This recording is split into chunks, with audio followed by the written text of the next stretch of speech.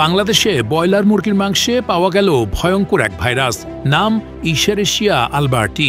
জাপানে ছড়িয়ে পড়া এই ব্যাকটেরিয়া ইতিমধ্যে শতাধিক মানুষকে হাসপাতালে পাঠিয়েছে। এবার বাংলাদেশের ব্রয়লার মুরগিতে মিলেছে এই জীবাণুর উপস্থিতি। ইটপাথরের দেশে মুরগির মাংস যেন হয়ে উঠেছে জনস্বাস্থ্যের জন্য নতুন হুমকি। বাংলাদেশ কৃষি বিশ্ববিদ্যালয়ের গবেষণায় প্রথমবারের মতো ব্রয়লার মুরগির মাংসে শনাক্ত হয়েছে জাপানের ভয়ঙ্কর এই ব্যাকটেরিয়া, যা ডায়রিয়া, খাদ্যজনিত অসুস্থতা, এমনকি কিডনির জটিলতাও তৈরি করতে পারে। জাপানে এই জীবাণুতে আক্রান্ত হয়েছেন শত শত মানুষ। বাংলাদেশ কৃষি বিশ্ববিদ্যালয়ের অধ্যাপক ডক্টর জায়েদুল হাসান জাপানি গবেষকদের সঙ্গে সমন্বয়ে দেশের 4টি জেলা থেকে 17টি ব্রয়লার মুরগির নমুনা পরীক্ষা করেন।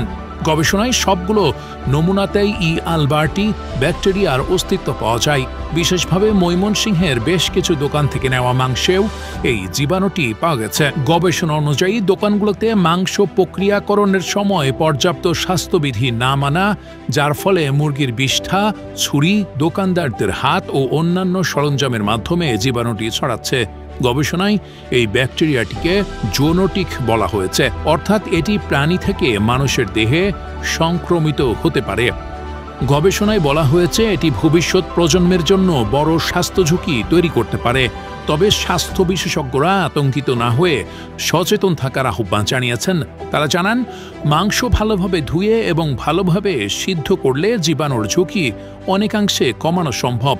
স্বাস্থ্য সচেতনতা আর নিরাপদ খাদ্য অভ্যাসই হতে পারে এই বিপদের একমাত্র প্রতিকার। কারণ যে খাবার আমাদের পুষ্টি দেবে সেটি যেন রোগের কারণ না হয়ে দাঁড়ায়, সেদিকে খেয়াল রাখতে হবে এখন থেকেই।